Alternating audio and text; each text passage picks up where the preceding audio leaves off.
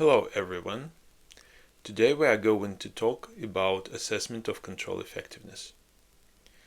On the previous lesson we discussed how to break down controls to their base components. On this lesson we will learn how to differentiate between well-designed controls and well-performing from underperforming controls.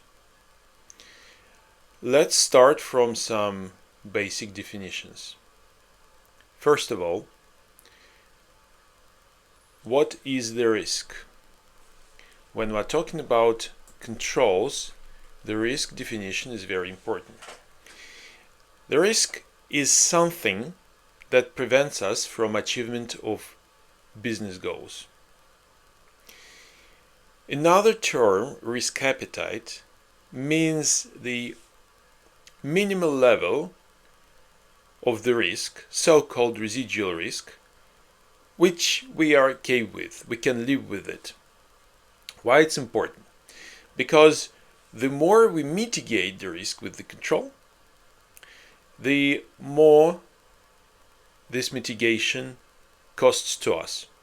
Therefore, sooner or later we achieve the level where it's just acceptable. And in light of those two definitions, the control is something, an action we take to mitigate the risk to the acceptable risk appetite level. The effectiveness, it's a measure of how well control mitigating the risk.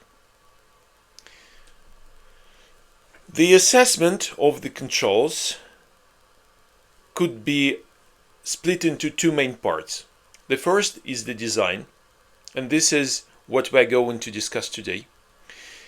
The design of the control is what the control is expected to do. What is the control procedure? How the control constructed, the theory, and the operational effectiveness or operations, it's how the control is implemented in live processes. Because both topics are quite large, today we will focus on the design and we will review the operations on the next lesson. What is the design assessment? To put it simply, the design assessment is an exercise of answering main design assessment questions. You see them on the screen. The first question is about overall adequacy of the control, whether the control is capable to mitigate the risk. The second question is whether the control is performed by the right teams. The question number 3 is whether the control components are performed at the right time. And the last question, whether the control is sustainable or not. Those questions might be a bit confusing from the first glance. However, don't be afraid. At the end of the lesson, you will learn how to use them. Question number 1, the overall control adequacy.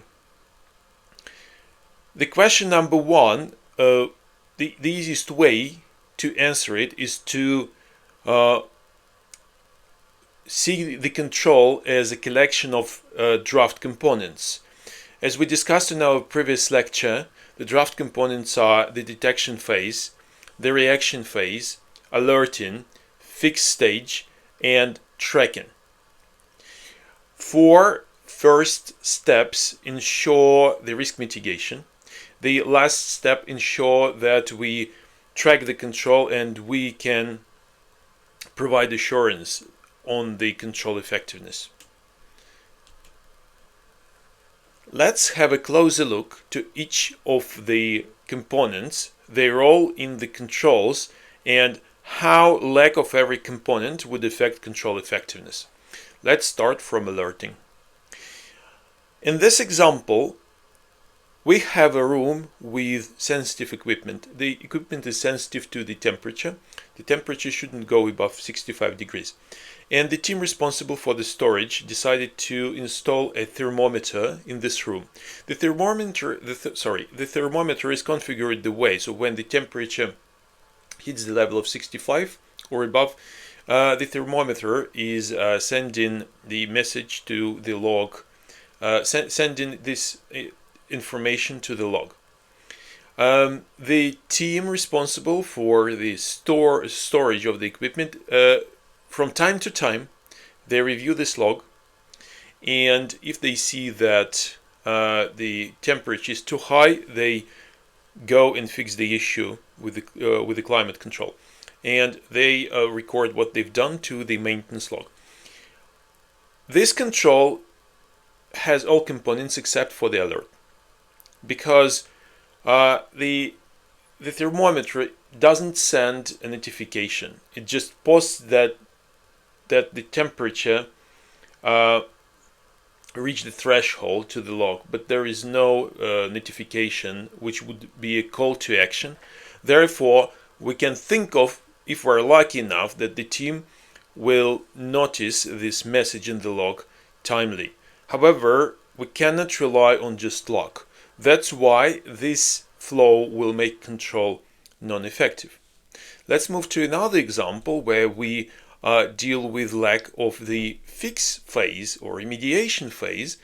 And in this situation, in this scenario, the frontline unit receives customer complaints, and they listen to customers and duly input the complaint into the CRM system. And the CRM system ensures alerting via putting the complaints to backlog where, presumably they will be picked up by various teams and being resolved, which is not the case in this example because there is no team responsible for the remediation. Well, maybe some teams could do that, but not necessarily. And considering that, again, with this, we are relying here on our luck, the control cannot ensure that risk will be effectively mitigated to the risk appetite level. In the next example, we review the situation where we have all components except for the tracking. Information security incident management process relies on the detection phase. Well, at least one of the branches of this process relies on users as the source of information about problems. The users are properly trained. They are able to identify security issues, and in our situation, a user may receive a phishing email, and because the user is trained, he calls to the information security department saying that I received phishing email. Information security department, they're very serious guys, and they accept this signal, and they check the email, and in the fix phase they configured the spam filter in a way to prevent further distribution of these emails, which is very good. In the same time, neither of those steps was recorded to a log. The message is not recorded to the log. The actions taken are not recorded to the log. And even the process may work, the control process may work, there is no guarantee.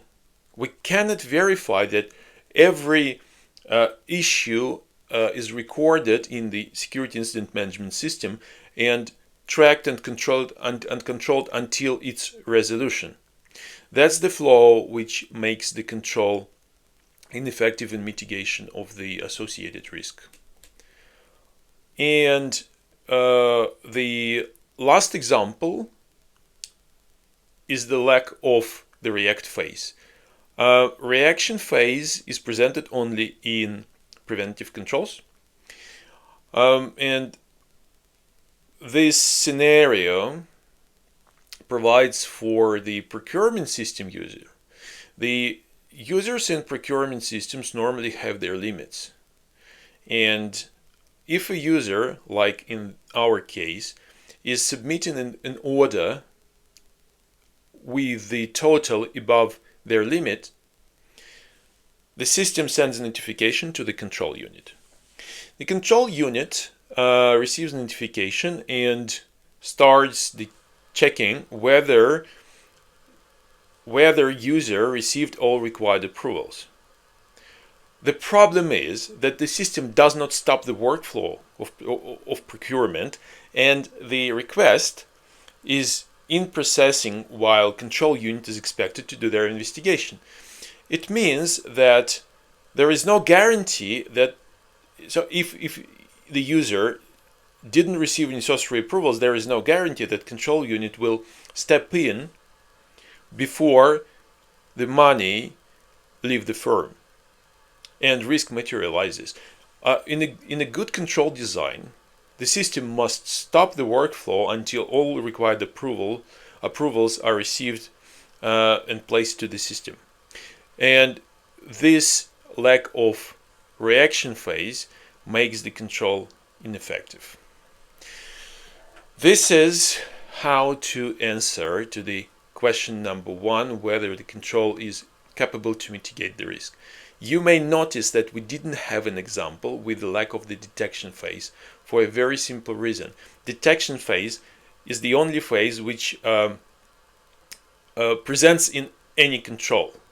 Every control must have a detection phase, otherwise there is nothing to trigger the control. Therefore, it doesn't make any sense to review such an example. Let's move to the question number 2. The question is, who performs the control? Here we deal with the controls that have all necessary draft components. So if it's a detective control, it's going to have detection, alerting, fix, and track. However, the problem is not with the presence of the components, but more with their configuration, with their setup. Let's review this example where we need to perform daily cash counting. It should be done in the end of the day, and the final figure, counting results, is compared to the documents. They identify whether all the cash in place. If there are any, and the counting results is recorded to the counting journal. If there are any discrepancies found, in that case, the controller should notify the manager, should notify the security team if it's feasible, and the security team will perform investigation and record the result into their system. Everything is fine except for one thing. The person counting the cash is the same person who manages the cash. The custodian is assigned to control themselves, which is not correct, because this design of the control leaves opportunity to conceal a misappropriation of the assets, because there is no independent counting, there is no separation of duties, and that is why the control will not be able to ensure that the cases where cash is stolen would be captured. Another example for the responsible persons is about the level of seniority and the level of knowledge, because even being independent, like in this example where we have a sales manager doing counting and comparing the figures, it still might not be sufficient, because in this example the person counting the cash is less senior than the cash manager and would have trouble to speak the cash manager over. Or another problem is that the person may not possess required knowledge to make the proper conclusions and raise an alert, because a more experienced cash manager may convince the counter that everything is all right. So 3 main factors about the question number 2 is whether the person independent, whether the person senior enough, and whether the person possesses required knowledge and skills to perform the control. Otherwise, like in this case, the control will be ineffective. Moving on to the question number 3, it's about where we perform our phases. As in the question 2, it's not about lacking of the phases, it's more about how they are configured, how the control is set up. A reconciliation of the banking account. So reconciliation is done automatically, and the results are being sent over email notification to the accounting team. The reconciliation results are recorded to the log. Accounting team investigation in case of exceptions is also recorded to the system. Everything is fine. However, the control is done weekly. The reconciliations like that must be done on a daily basis, because 5 business days is the period which is too long to ensure effective remediation if we find that our banking account has less cash for some reasons, probably because of a fraud. If we detect this on the very same day, or probably in the morning of the next day, we still have enough time to reverse the events and probably recover our assets. When we talk about in terms of the week, well, it might be questionable. Therefore, this delay in notification makes the control ineffective. Another example of the timing is the same example as before, and detection phase is configured just fine. The control is executed daily. Again, we have tracking of everything which is going on in the control process. However, the notifications are sent too late. Again, notifications are sent weekly, which delays the fix phase and therefore result in the same issue. The team starts to work on the discrepancies too late. Again, risk is not mitigated. We cannot rely on the control. Therefore, when we're talking about timing, it's all about the delaying of the remediation.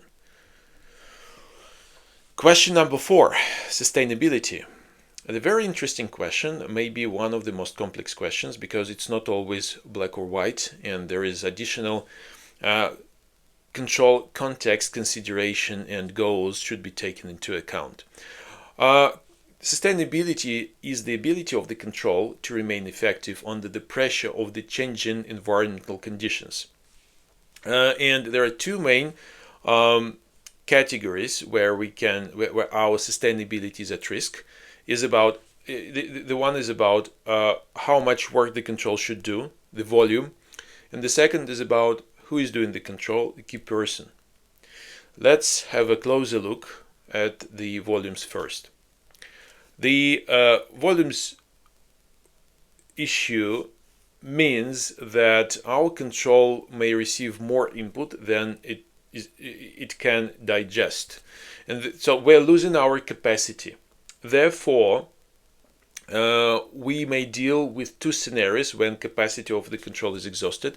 We either go the way of process secure option, where we just say, okay, the business process in which control is working, we accept its degradation, and the control will continue work as it normally does, or process safe option, when we relax controls or disable controls, thus allowing the business process to work without any obstacles, which means we are not mitigating the risk. The control is not mitigating the risk down to the risk appetite level. Well, the first option seems to be the most desirable. At least it looks like that. However, it's not always the case, and it depends on the control goals and the context. Let's have a look at both cases where the different approaches might be useful. First is the payment process example. A company, a payment processor, when processing the transactions, customer transactions, every transaction is checked whether the payment sides are not included into any of the sanctioned lists. The system spends some time to do this check, let's say half a second. Therefore, the bandwidth of the system is 120 transactions a second. But this is a small company, so that's fine. And for some reason, maybe our marketing department started a campaign and onboarded a lot of customers, but for some reason we got unexpectedly high number of payment instructions incoming, and our system cannot process all of them within the established SLAs. What should we do? The process secure option would just leave the control working as it is, and in this case we can just watch the payment process degradation, noticing how our reputational risks, because there's customer dissatisfaction, obviously, reputational risks are growing, how the risks of not meeting the contract SLAs are increasing. This is on the one side. On the other side, for the process safe, we can relax our sanction checking controls and start processing the payments throughout the mandatory checks. In that case, the business process performs very well. However, we expose our company to heavy, high AML and regulatory risks, which is unacceptable for financial institutions. So in that case, the process secure option is this what we're looking for. Another example is the border control post between two countries. This is the land border, and the border control post expects about 50 persons crossing the border every day. The control is in the checking the documents, and if a person has all necessary permissions, it will be allowed to cross the border. Otherwise, the person will be refused.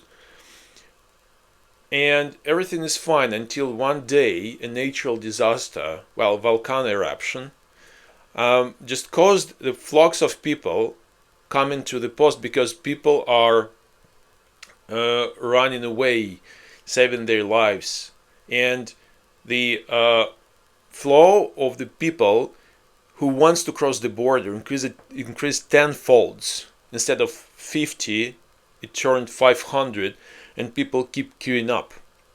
In that case, if we opt for process secure option, we will see the people waiting for the turn to pass, staying outside. They don't have food available, they don't have water available, so their health and safety are at risk.